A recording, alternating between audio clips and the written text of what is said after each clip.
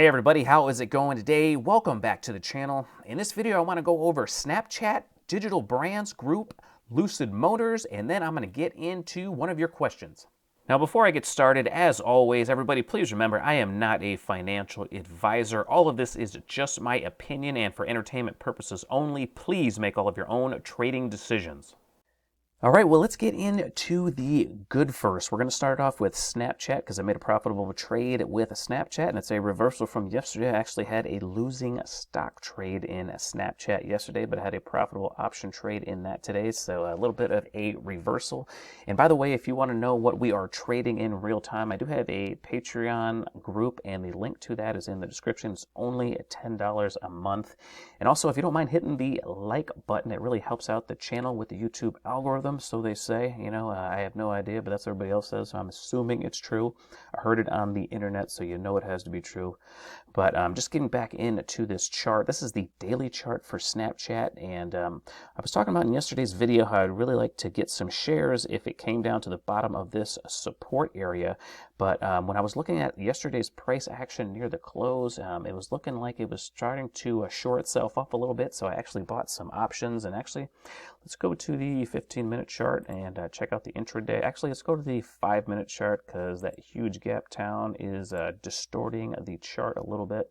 See if I can situate this without making us dizzy. All right, this is what I was looking at, and in yesterday's stock trade, I actually bought some of the stock when I thought it was breaking out here because Snapchat is pretty extended, so I'm waiting for a rebound in Snapchat. Once it broke through this support level, I bought some right here, but unfortunately it reversed immediately, came right back into that consolidation, and then it rolled over and it stopped me out right about here. But, I continued to watch Snapchat for the rest of the day, and it looked like it was finding some support, and it was right around that support area that I have on the chart. So I actually bought the $54 call for 32 cents a piece right near the close. And even though price drifted down a little bit lower, the option actually went up a little bit. So that was kind of encouraging. Sometimes I've noticed if the option kind of goes the opposite way of the stock price, usually the stock price is what ends up turning around, believe it or not. So the options kind of lead the stock. I mean, don't quote me as that's some concrete information. It's just something I've noticed. But anyway, those options that I bought at 32 cents, I actually sold up here once it got towards this resistance area. This is what I was watching. So I sold 2/3 of my position right here. So I sold those options at 87 cents. So I made almost a triple on those, and I'm still holding 1/3 of that position. And Snapchat is looking like it's probably consolidating right up here. So I'm pretty optimistic. I'm hoping that we can get maybe another move up tomorrow because they do expire tomorrow. But if we can get a move up to 55, 50, or 56, that's not really that big of a move. And those options are going to be close to $2 a piece. So those are going to be big gainers on the rest of that position if that happens. I'm expecting a pretty decent size retracement back up in Snapchat. I don't know how long it's going to take or how far it's going to go, but hopefully I can catch it tomorrow if Snapchat doesn't fall apart today. But definitely a decent trade in Snapchat. But I just want to show you guys what I was looking at and why I took that option position. Let's go back to the daily chart. Let me get this junk off the screen. And let's get into the frustrating trade of the day. All right, so here is the ugly on the day. And if you want to hear some bullshit, check out this nonsense. I actually tried to trade DBGI on an opening day breakout trade, and it looked like it was going to be working out pretty good, but unfortunately this thing traded through my profit target and it did not execute my order. I put in my order in the market, and for whatever reason traded through my price and immediately reversed, and it stopped me out for a loss. But let's get into the intraday chart so you guys can see what I am talking about.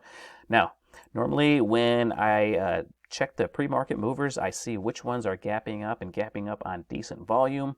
What I like to do is watch them for 15 minutes, and if they can break above that opening day, that opening 15-minute candle, I like to jump in, especially if it's making a nice little bullish pennant formation, bullish flag formation on the minute chart or the 5-minute chart. I like to buy once it breaks above the high of that 15-minute candle, and that's exactly what happened. And I had this huge move right here that I should have capitalized on, but unfortunately it did not happen. And man, it looks like this thing is just rolling over big time. But let's actually go to the minute chart so I can show you a little bit more of what I am talking about when I buy these stocks. Let me back it up. But we had this big gap up. Let me run it backwards a little bit here so we can see it a little bit clearer. So here is the opening gap up. It had a little bit of a fade, then started to turn around. I put my order in above 540. So if it broke above 540, it was going to stop me in.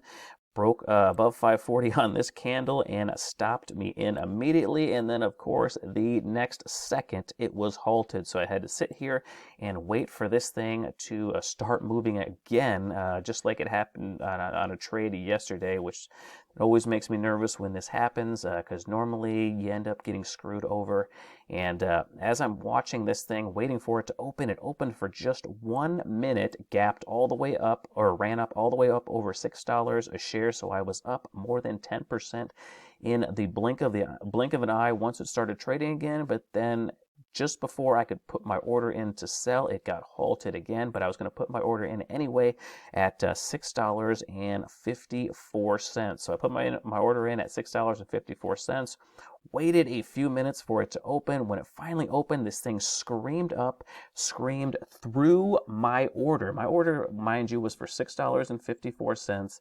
This thing made it to a high of $6.64, which is almost 2% above where I put my order at, and for whatever reason it did not execute my order. It would rather execute orders above my order. Somebody would rather pay more than what I was offering my shares at, and then it immediately reversed and just rolled over and stopped me out. So it was a frustrating trade. Like I said, this happens every once in a great while, and like I said, maybe I was due for one because it hadn't happened in forever. But if I would have got that execution, that would have been a big winner. So it would have been a fantastic day. But unfortunately, this one kind of screwed me over. But when this happens, I broke a couple of rules, and I want to share them with you real quick. On these day trades, let me actually go to the 5-minute chart. When something like, let me see if I can situate this nonsense. I don't know why this software is so touchy lately.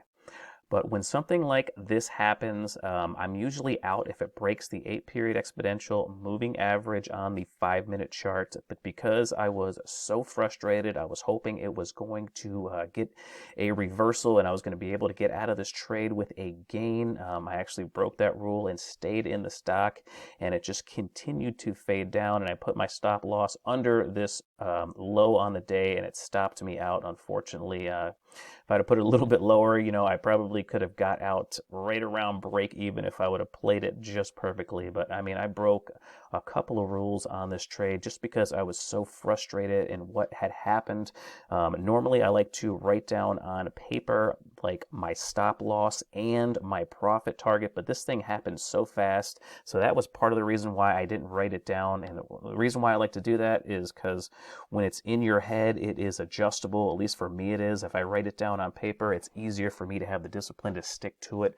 And, I didn't write it down on paper, so I just kept justifying, oh, you know what, this thing is going to bounce, and I'm going to end up either getting out with a smaller loss, or, maybe it'll turn around and I'll end up making money on it after all. Maybe I have some karma coming my way since I got hosed here, that it's going to, come up here and, execute my order, and I'm going to end up making some money on it anyway. So I broke that rule.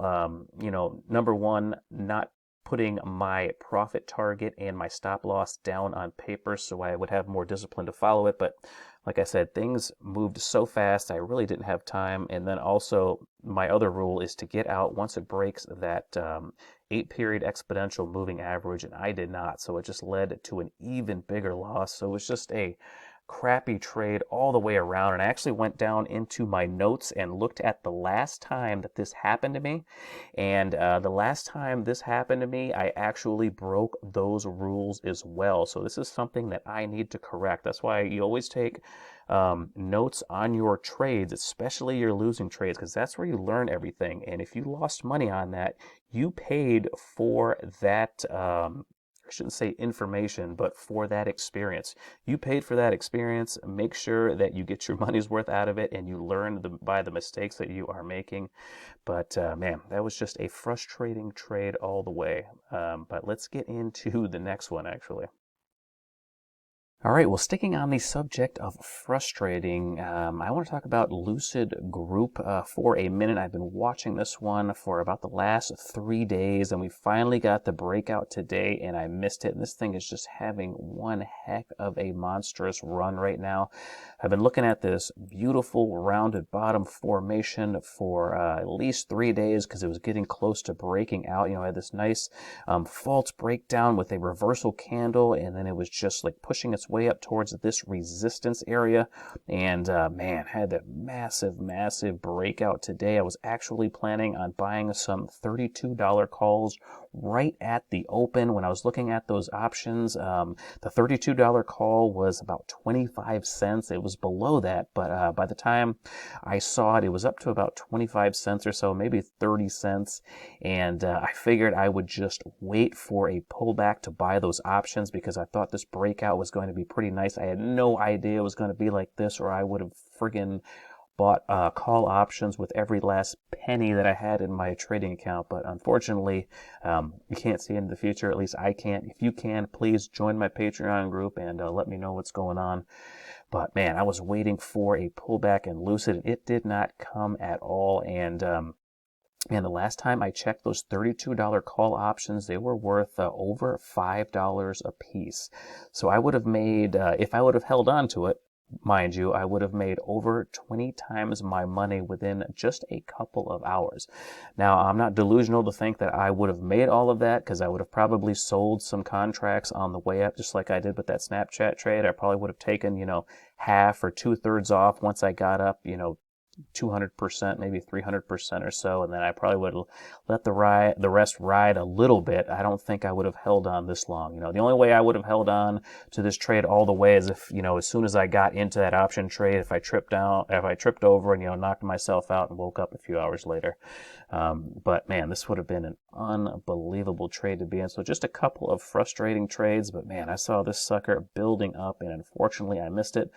But, once you learn how to trade these type of patterns, there's no need to get too frustrated because there'll always be another one coming right around the corner. But I just wanted to point out Lucid in case you guys missed how big of a day this one had today. All right, before I close out the video, I want to get into a question, and this question was from George. Maybe, I don't know if I can read my own handwriting. I think it says George. It's from George. He's George. I'm George. We're all George. But anyway, George was asking about METX, and I looked into this company just for a minute because the chart pattern looked so ugly, and they are an educational company out of China, so that's why it looks so bad. I mean, those just got absolutely mutilated. Those ones probably got hit the worst out of all of the Chinese stocks. So just knowing that makes me cringe looking at it. But man, just zooming in a little bit and taking a closer look at the current information. This thing has been in a death spiral, but you can see some buying volume starting to finally come into this one. And we've had, a big update the last couple of days or so. We had that big red candle right there. Actually, let me zoom in a little bit. So it is holding above that 8-period exponential moving average. Now, I don't think, especially since I don't know enough about this company, but just knowing what category it's in, I probably wouldn't want to own this one. But man, thing has got beaten down. So if this is the bottom, so you're getting a pretty cheap stock. But anyway, I wouldn't mind to trade a stock like that, especially now since it's over that 8-period exponential moving average. Just by looking at this on the daily chart, you can see that it has a clear-cut resistance area right here, about 43 cents or so. So what I like to do is just go intraday and take a closer look at that resistance area. See if I can back it up here. There we go. So this is the resistance area I'm looking at, and you can see we had a little bit of a false breakout, then a sharp move out of it, and then it came down and it tested it, and it's bouncing back above it right now.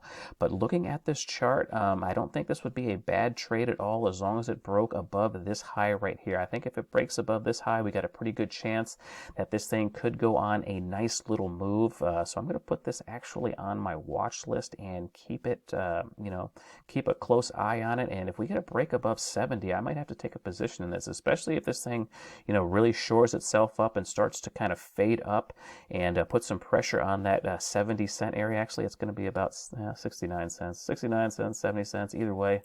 If we get a breakout through that, I wouldn't be surprised if we have a nice little trade in METX, because it looks like it could be finally, starting to bottom out. It's kind of went sideways for the last couple of weeks, and now it's starting to get some momentum followed by some decent volume. So I think there is a decent setup starting to form in METX.